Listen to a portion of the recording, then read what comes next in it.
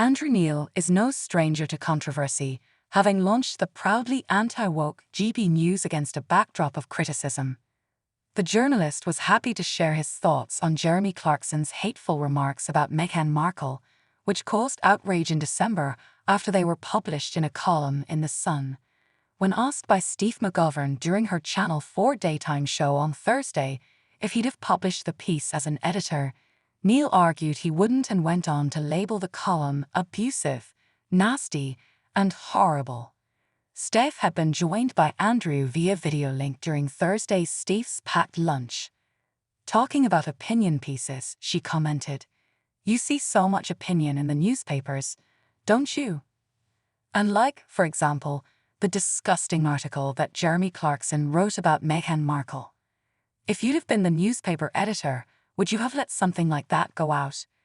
The former Sunday Times editor replied, "No way, I would not have published it. I think it was a huge mistake by The Sun to publish it. And I suspect actually that Jeremy Clarkson now wishes that The Sun has stopped him from publishing it. You know, the job of editors is to edit, not just to tick off everything anybody writes for you." The 73-year-old continued, "It's to make sure that what's being written isn't just accurate, but is also within certain bounds of taste, and has a purpose and isn't just abuse, nasty and horrible. There's enough nastiness and horribleness on social media without also having it in our main newspapers and main television.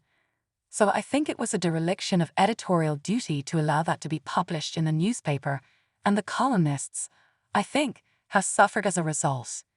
Andrew is often outspoken himself and launched GB News in 2021, however. Just months later, he left his role as chairman.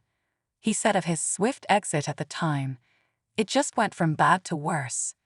There was one day we spent the whole day preparing the program and fixing up a number of interviews down the line because that was the business model.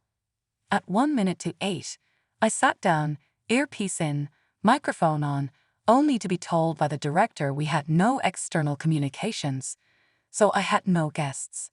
He admitted, "I was in despair.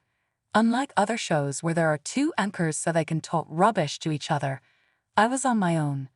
Talking to Mail Online, he continued, "We had to scour the newsroom and get Tom Harwood and Liam Halligan to come in so I had someone to talk to.